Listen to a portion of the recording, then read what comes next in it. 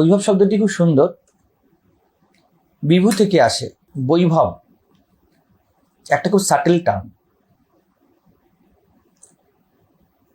রামপ্রসাদ তার বাঁশের ঘরেও বৈভব অনুভব করে, একজন কোটিপতিও হয়তো বৈভব অনুভব করে না, আবার জনকও কিন্তু রাজপ্রাসাদে বৈভব অনুভব করেন।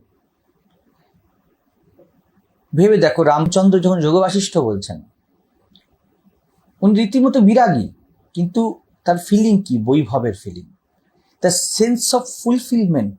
বৈভব বৈভব কিন্তু শুধু বাইরে নয়, তুমি শ্রীযুক্ত তখন যখন তুমি ভিতর থেকে ভরে আসো। তুমি যে কোনো ভাবে ভরে যাও, তুমি টাকা দিয়ে ভরে যাও, তুমি দেহ দিয়ে দেহভাবে ভরে যাও। যদি তোমার ভিতরে সেন্স অফ ফুলফিলমেন্ট থাকে, ওই ফুলফিলমেন্ট হলো বৈভব। সেই জন্য বৈভব আর সম্পদ একই টার্ম নয়। যদিও সম্পদকেও যদি দেখা যায় সম্যক রূপে যাতে তুমি স্থিত হতে পেরেছো, তা তোমার সম্পদ। আর পৃথিবীতে সম্যক কিছু নেই, একমাত্র ঘুরে ফিরে আসবে বা পূর্ণতা। তুমি যখন সন্তুলিত হও তখনই সম্যক হও, আর তাই সম্পদ। ধরতে পারছো বিষয়গুলো? সম্পদ কি? সম্যক রূপে যা স্থিত হয়েছে তা সম্পদ। আমার কাছে আছে, এই তো সেন্স। আমার সম্পদ মানে আছে। এই আছের মধ্যে দেখো একটা স্থিতির গন্ধ আছে, একটা শান্ততার, একটা নিশ্চিন্ততার গন্ধ আছে। যা তোমাকে নিশ্চিন্ততা দিল না, তা সম্পদ হতে পারে না। যা আজ আছে কাল নেই, 5 কোটি টাকা আজ আছে, তুমি কালকের ভয় আছে, এটা তোমার ভয়, এটা সম্পদ নয়।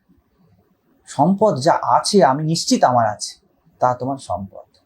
আর বৈভব সেই একই টার্মে যাচ্ছে, ভাবনাটা আলাদা। সূক্ষ্ম থেকে সূক্ষ্মতম বিভু, যা সর্বত্র রয়েছে, যা সব দিকে ব্যাপ্ত আছে, তিনি বিভু। ঠিক আছে, তার থেকে শব্দ বৈভব। তোমার মানসিক স্থিতি যখন এতটা পূর্ণ, নিজেকে সব দিকে অনুভব করছো, ভরা মনে করছো, যে কোনো ভাবে, আমি কোনো টার্ম দেব না, আধ্যাত্মিকভাবে জাগতিকভাবে, তাহলে তুমি বৈভববান। এই অবস্থাই নারায়ণের। তিনি স্থিতির দেবতা তো, বা বিষ্ণু। এই জীবন এই মুহূর্তে বৈভব এবং সম্পদশালী। যে কোনো স্থিতিতে এর মধ্যে কোনো অভাব নেই। অভাব শুধুমাত্র আমাদের মনে, নাহলে কোথাও কোনো অভাব নেই। এই জন্য নারায়ণ সদা লক্ষ্মীবান। এই জন্য লক্ষ্মীর কখনো বৈধব্য হয় না, কারণ এই মুহূর্ত শ্রীমণ্ডিত, সৌন্দর্যমণ্ডিত। আর এই মুহূর্তকে নারায়ণ বলে, প্রেজেন্স, সর্বব্যাপী চৈতন্য এই মুহূর্তের। আর দ্বিতীয় মূর্তি কখনোই, সবসময় তিনি সর্বব্যাপী চৈতন্য। তো বলছেন, এই যে বৈভব সময়ে লক্ষ্মী রূপে স্থিতা হয়ে সুখ সমৃদ্ধি প্রদান করেন তিনি। যদি বাইরে বলো তাহলে তাই, তোমার যদি টাকা চাই টাকা, ঘর চাই ঘর, তোমার পদ চাই পদ, তুমি যেভাবে ইচ্ছা নেবে নাও। যদি একদম এই শব্দগুলির ভিতরে যাও, তাহলে বোঝা যাবে এই মুহূর্তের তোমার পূর্ণতা তিনি ব্যবস্থা করেন। আবার বলছি, এই মুহূর্তে তোমার অভাবও তিনি ব্যবস্থা করেন তার জীবনের খেলার জন্য, তার জীবনে, এই জীবনের সবে ক্রীড়ার জন্য। তোমার মধ্যে যে অভাব বোধ হয়, ভালো করে দেখো, পারফেক্টলি অভাব বোধ হচ্ছে। আমি তাতে চিংয়ে ক্লাসে বলছিলাম যে যদি বলো যে আমার মধ্যে লোভ উঠছে, তাহলে উঠছে, পুরোপুরি লোভ উঠছে, তুমি পুরোপুরি স্বীকার করো। তুমি বলো আধ্যাত্মিক ব্যক্তি, আমার মধ্যে লোভ কেন উঠছে? তুমি অলক্ষ্মী বিনাশায় উপজায়তে, এই যে স্থিতিটা, দেখো দুটো জিনিস। লোভ কেন উঠছে? কিছু একটা ক্রিয়া, কিছু একটা ছন্দ, কিছু একটা নৃত্য ঘটবে বলে প্রকৃতিতে তোমার মধ্যে লোভ উঠছে। তুমি মিষ্টি খাবে, ময়রা মিষ্টি বানাবে, তুমি মিষ্টি খাবে, তোমার হয়তো সুগার লেভেল বৃদ্ধি পাবে, বা তোমার হয়তো ফ্যাট লেভেল বৃদ্ধি পাবে। এইটা একটা ঘটনা, জীবনের কিন্তু কোনো অসুবিধা নেই তাতে, বুঝে যাচ্ছে?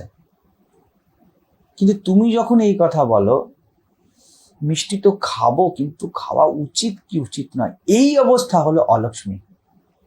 এই অবস্থাটুকুনি বিনাশ, দ্বন্দ্ব যেখানে সেখানে বিনাশ। ফলস্বরূপ তুই পুরোপুরি বলে মিষ্টি খাবো, মরে যাব, লোক তখন বলবে লক্ষ্মী বৃদ্ধি প্রদা গৃহে। ফ্যাট রূপে, কোলেস্ট্রল রূপে লক্ষ্মী বৃদ্ধি পাচ্ছে তো পাচ্ছে, মিশে যাবে।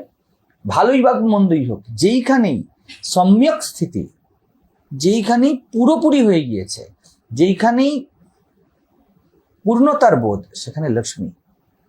আর যেইখানেই অভাব বোধ, ওই অভাব বোধ, ওই দ্বন্দ্ব বোধটুকু অলক্ষ্মী। তাই বলছে সেইবা ভাবে তিনি সমানভাবে অলক্ষ্মীও হন।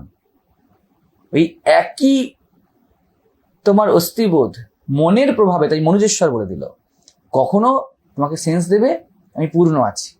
তুমি ছাল পড়ে গাছের পূর্ণ থাকতে পারো, আবার তুমি রাজপ্রাসাদে আমি অপূর্ণ আছি, এটা অলক্ষ্মী। একদিক থেকে বাইরেও হতে পারে, এটা হয় যেমন এক্ষুনি বললাম, আসল স্থিতি হলো আন্তরিক, ভিতরে কি চলছে তোমার, অনেক থেকেও তোমার কি অভাববোধ, তাহলে তুমি অলক্ষিতে আসো। তোমার কি বৈভববোধ, সম্পদবোধ, তুমি কি বলতে পারো যে আমি মাসে 5,000 টাকা রোজগার করি, আমি ভালো আছি? লক্ষ্মী বৃদ্ধি প্রদা গিয়ে বলবে না যে তোমার যে লম্ফতে ভালো করে তেল নেই, অলক্ষ্মী বলবে না শিশিচণ্ডী। ওর তো ভিতর থেকে বৈভব আর সম্পদ বোধ আছে। রামপ্রসাদকে লক্ষ্মী ছাড়া বলা যাবে? মামা খেপা বসে আছে তারাপীঠের শ্মশানে, দেশি মদ সামনে পড়ে আছে, কুকুর ঘোরাঘুরি করছে, মুখে হাসি দেখলে মনে হবে যেন এরকম সাক্ষাৎ নারায়ণ বসে আছে। হাসির অভাব নেই, আনন্দের অভাব নেই, কি করে তুমি বলবে অলক্ষ্মী?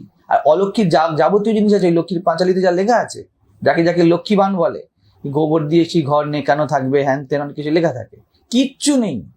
হাড় পড়ে আছে, হাড়, এদিকে শিয়াল ঘুরছে, এদিকে কুকুর ঘুরছে। স্নান ফান তো কবে করেছে নিজেও জানে না ভালো করে। স্নান মানে এটা কি? বাঁক এবার যেতেন, গিয়ে দ্বারকা একটু ডুবতেন, ওই কাপড় পরে উঠে চলেন, ওটাই স্নান। আবার কিসের স্নান? সোজা চলে যেতেন এইভাবে তারামার মন্দিরে, গিয়ে কথাবার্তা বললাম, মন্দিরের জল ফল পড়লে ফেলে দিয়ে, জল টপছে তো তার থেকে, চলে এলেন। কিন্তু এইখানে লক্ষ্মীর অভাব নেই। তো বলছে এটা কিভাবে হয়? বলছে হতে পারে রাজা স্তুতা সংপূজিতা। ভাবটা কি? বলে এনাকে স্তুতি করো, জীবনের যে স্বভাব, জীবনের যে গহন সিদ্ধান্তই বলো, আর জীবনের যে ইজনেস, একে পূজিত করো, একে স্তুত করো, কে পুষ্পগন্ধা দেবীস্তথা, একে গ্রিটিং দাও, যেন জীবনের এই যে সহজ সৌন্দর্য, একে গ্রিটিং পূর্বক স্বীকার করো, এই দিক জয়গান করো, তুমি অভিযোগ পূর্ণ হয়ে যেও না। স্তুতা সংপূজিতা, একে সম্মান করো, একে আবাহন করো, একে পূজা করো বা সম্মান করো, এর গুণগান করো, এর বিরোধে দাঁড়িয়ে যেও না। মা যেই রূপে আছেন তাকে এই মুহূর্তে আপন করে নাও,